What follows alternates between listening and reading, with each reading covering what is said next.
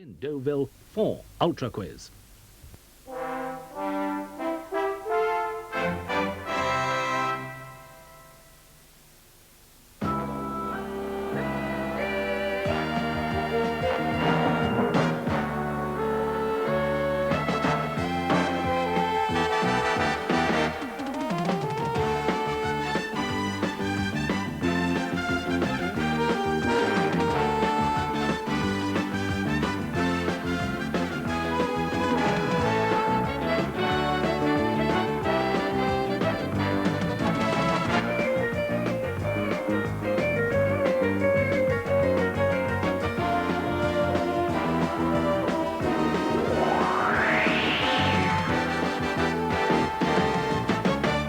Hello, bonsoir, et bienvenue à Deauville, because we're here at this historic old international holiday resort here on the Normandy coast to play round 2 of Ultra Quiz 1984 on the road to £10,000. Life for the international jet-setters who make their homes in Deauville during the summer season is centred here on the Promenade des Planches, an extraordinary wooden broadwalk which stretches the length of the fine sandy beach. And it's along here that they stroll, elegantly taking the air and making the gossip columns. Behind us, the wide avenues of Deauville, a town celebrated for thoroughbred horses, elegant casinos, and Edwardian grand hotels. Yes, in this week's Ultra Quiz, the accent is on the French, but the stress is on the English. In particular, the 28 survivors of that opening round last week. We're on our way, or most of us, or some of us, are on our way to Paris, Bruges, Hollywood, and Hawaii on the quest for that £10,000. But who's on the way? Who's going to stay with us for that route? We'll find out in a moment, because we've got 28 competitors now, but by the end of the programme tonight, 20, only 20 will remain. Which 20? Let's find out. Indeed, all 28 of our competitors are up to their necks in it already. All we're waiting for now is Willie Rushton. Where is that man? Totalement au fait avec la situation, David. Ici, je suis dans le marché commune au clair de la lune avec les ballons nécessaires. Merci. En avant, ballon. Right now, the reason for those balloons is that Willie's about to place them in all of your mouths, because it's true or false time now on Ultra Quiz. And I'm going to read out a statement. And if you think it's true, I want you to open your mouth and release your balloon. If you think it's false, hang on to your balloon. If your teeth are false, hang on to your teeth. Over to you, Willie. Roger and out, David. Now, see further evidence of the hazards of French plumbing. Now, if I may just place this between your lips, thus, why I'm doing this will become clear to you as I progress. Excuse me. Pour vous, ouvrez la bouche. Oh mon dear, and catastrophe. Don't laugh or your cork will come out. Excellent, and one for you. A lively historical note is this where Dr. Guillotine got the original idea. Keep taking these daily. If I should die, think only this of me, that there's some corner of a foreign beach that is forever England. There you are. Thank you very much indeed. Willie, now, just to remind you again, if you think that this particular statement is true, release the balloon, all right? If you think it's false, hang on to the balloon. A klaxon will sound. You'll have 5 seconds only in which to make your decision, and by the time it sounds again, that's final. That's it. It's too late to release it then. The Emperor Napoleon Bonaparte's second wife was called Josephine. True or false?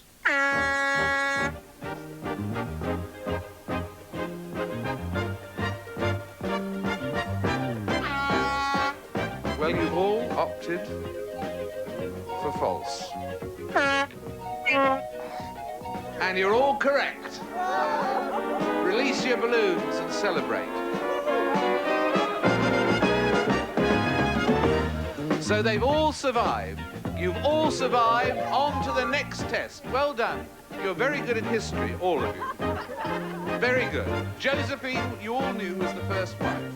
The second wife was the Archduchess Marie-Louise, of Austria. Everybody's into the next round. Come on! 2, 3.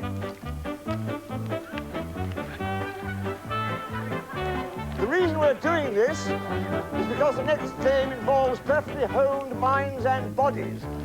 So while doing this, perhaps you could think at the same time. I would suggest something like the Common Agricultural Policy. Right. Well, now our contestants are in prime condition. We're going to ask them to line up for the quick change quiz, which is a race against time and a race of knowledge as well. Let me explain. And to all of our contestants ready over there. You'll better see there in front of you, all of our contestants. First of all, there's a pile of Ultra Quiz beachwear. And then, ahead of that, a pile of swimming hats. You have to race to put on both of those, matching colours, vital to have matching colours, and then onto the deck chairs. The deck chairs have to be put up properly, and then underneath each chair, there's a clipboard with questions and with a pen. Answer all of the questions on the clipboard, all 9, and then race to Mr. William Rushton, who'll be standing on my right here. He will check your swimwear, and he will give you a number in the race, and then you exit here. So in other words, 4 people are going to be eliminated now, and they're going to be eliminated if the answers are all equal, then it will be the order you race here. In other words, everything matters. It's instant action, starting now. Encore, 1, 2, 3. And they're off on their way to get the swimwear. There they go, they've got to get the swimwear on, you've got to be wearing it, remember, you've got to be wearing it, remember. No good just holding it, you've got to be wearing it, and it's got to be matching. Remember, it's got to be matching. There they go, preparing on their way to answer the questions at the deck chairs. But first of all, they've got to get that swimwear on. Mr. William Rushton, a great high-fashion dresser, is watching every move. Now they've got to put up the deck chairs facing in this direction. Facing in this direction, they've got to answer 9 questions. Questions like these. Marie Curie was awarded a Nobel Prize for her work in science, or literature, or peace. What is the SNCF in France? That's another question. What is the SNCF in France? Is it the national airline, the post office, or the National Railway Company? If you went shopping into... Oh, and here's the first one coming up now. Thank you very much. 2, 3. You've got a place. Caps. Thank you very much indeed. 13. 14. I'm running out. Last competitor's just coming up. Now, if they've got the answers right and others have got them wrong, that won't matter. But the question is, who's going to stay in?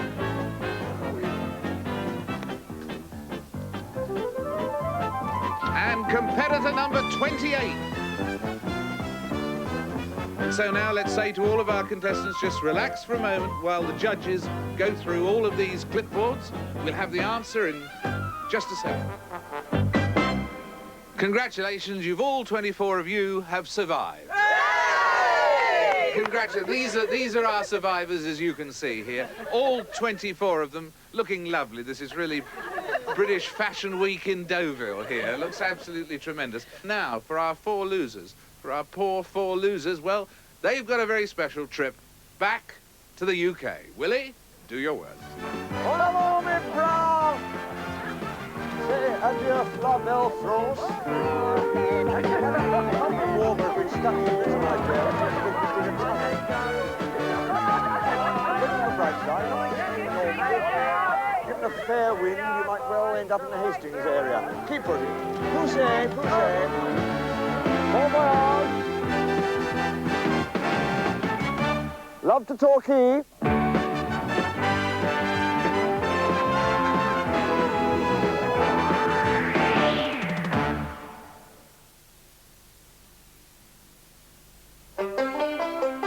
There's Ronald McDonald on a picnic with his chums, but Hamburglar is on the prowl. Watch out now, here he comes!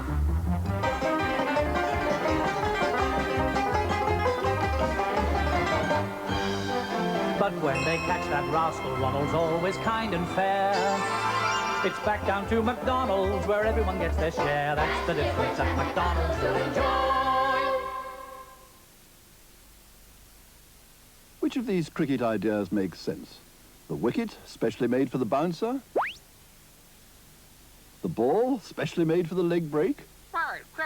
The bat, specially made for the hook shot? Or the cut? Or for the sweep stroke? Or the beer, specially brewed for the can? Long life. Anything else just wouldn't be cricket.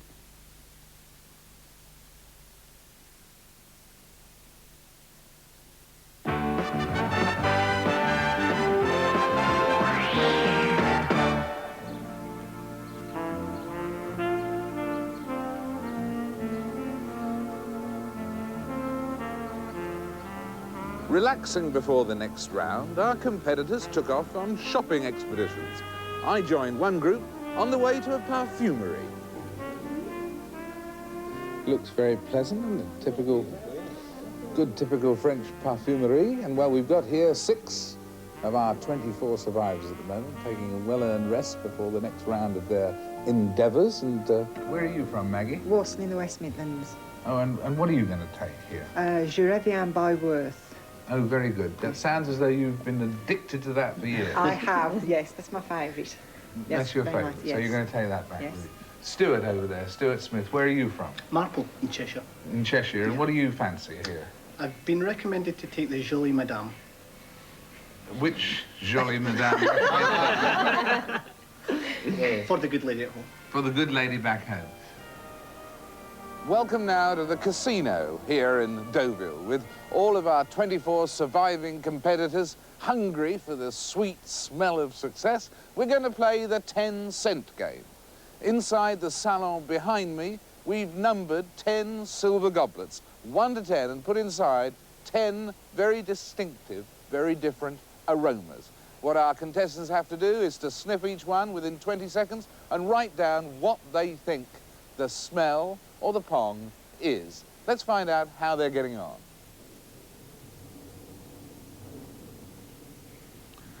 Well, there under the stately chandeliers, as you can see, there's the concentration of a crypt and the hush of a crypt. Each of them carefully assessing the smells.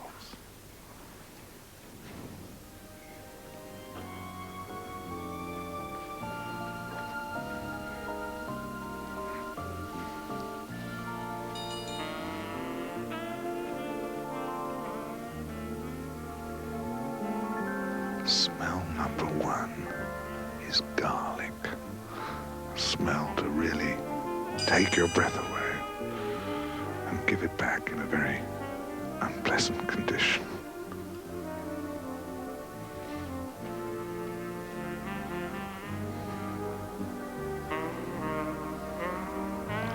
Smell number 2. We have grounds for believing it's coffee.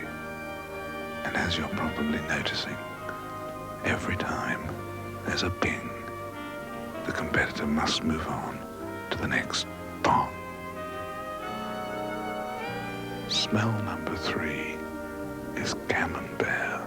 Camembert stored for the past 4 days on Willie Rushton's radiator.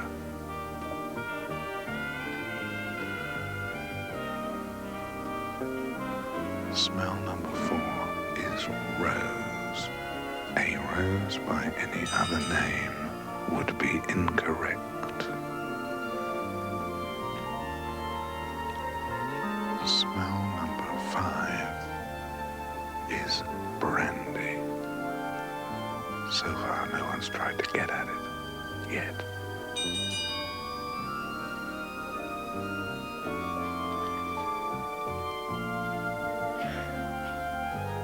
Smell number 6 is vinegar. Vinegar, half marks for fish and chips.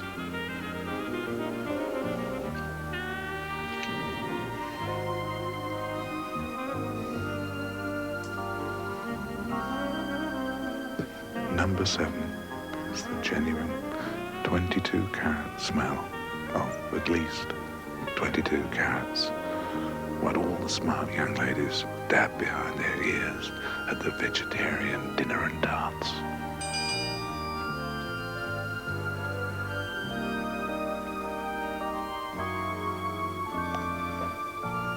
Smell number 8 is mint, without a hole in it. Smell number 9 is a very special species of spice. It's nutmeg.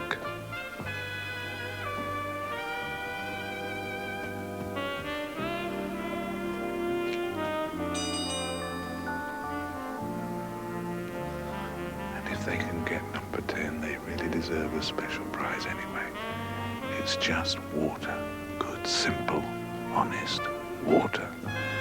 Wonder what they've been smelling in it.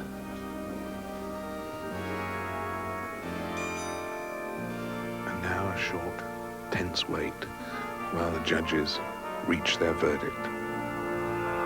Well, we all think you did very well indeed. It was tough, wasn't it, actually? Yes. Have you been working them out now? As a matter of interest, the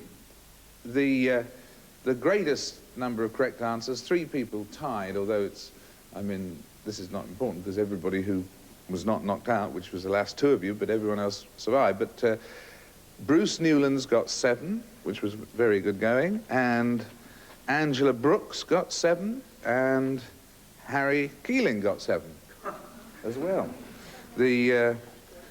And in fact, Angela, probably, of the 3 of you, probably Angela was very close to getting a clean set of 10, which we thought was absolutely impossible. And where's Lisa Harding standing? Lisa, have you ever had a bad experience with nutmeg? No. Why? Because you said that nutmeg was horse dung.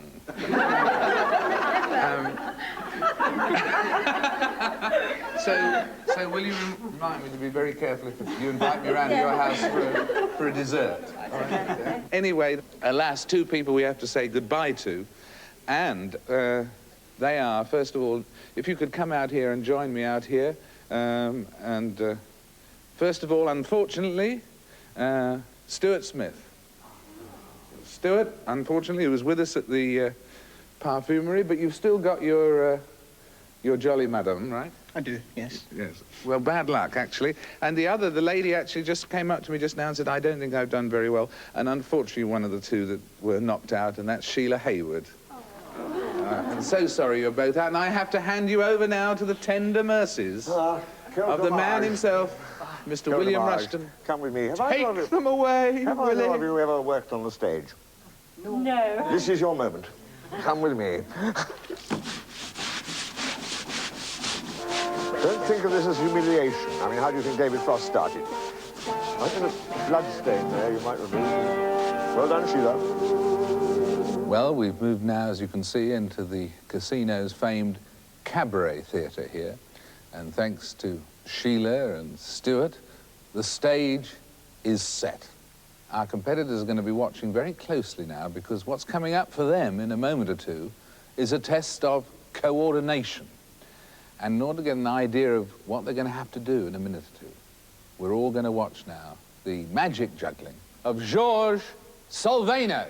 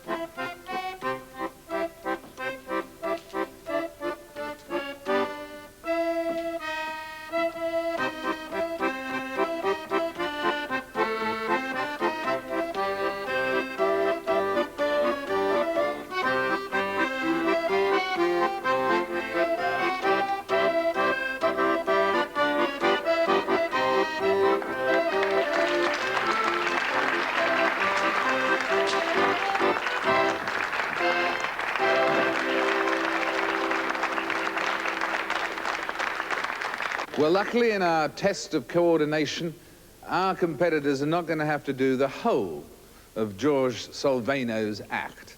We've isolated one particular part, 2 rings, and they're going to have to juggle those in turn, all of them, when the music starts. And 2 rules. First of all, they must throw them above the head, and the hands must not come up above the shoulder. In those cases, they can be disqualified. Otherwise, they keep going in this sudden death contest until 2 are eliminated, and we have 20 of our splendid competitors come with us to Paris. Georges is going to indicate the tempo. The other thing is throwing to those particular heights, and so we're all ready, so we're going to ask for the music. We're going to ask, as someone just said, for our contestants to then act accordionly. So music, maestro, please.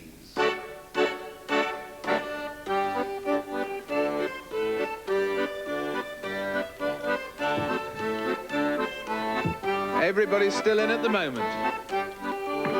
Oh, and someone's out there. Margot's out there. Margot's dropped one in the centre there. 1 more to go.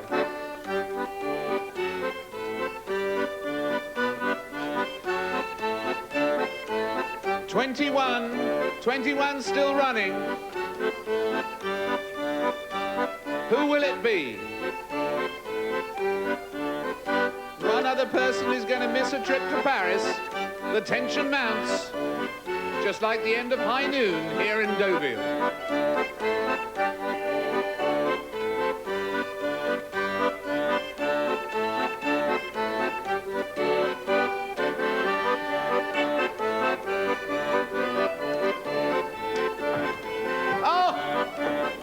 Oh, Brenda, bad luck. Time's up.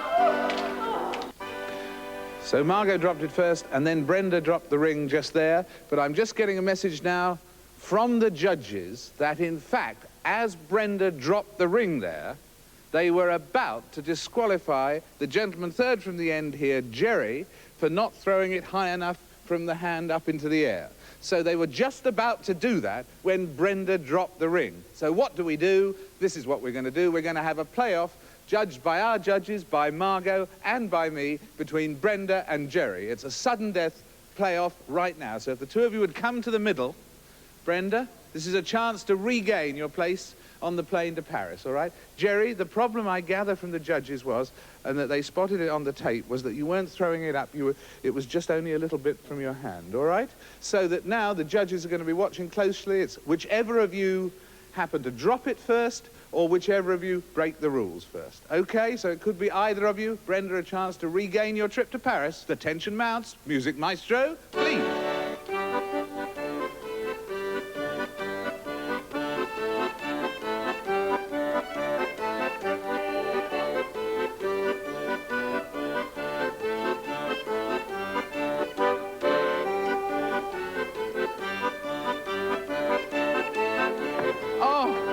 Jerry, bad luck. Well played. You corrected it very well. You corrected it very well. Come and join me here, Jerry. Well done, Brenda. You're back on the plane. Well done. Jerry, you did it differently then. You did it very well. Margot, you're being accompanied by Jerry back to London instead. And here's who else but? Hélas, rien ne va plus. Suivez-moi. I feel like the hostess with the mostess.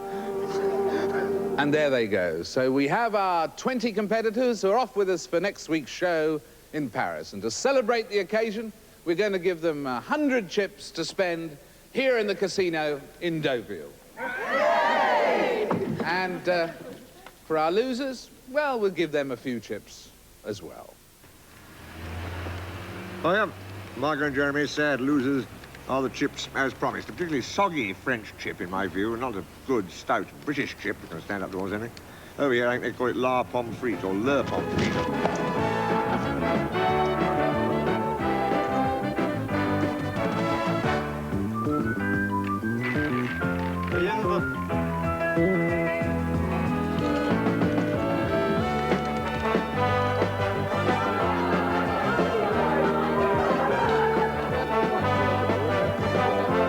Just to show I'm coming out in sympathy with you now, I'm going to have a large lump of this croissant myself.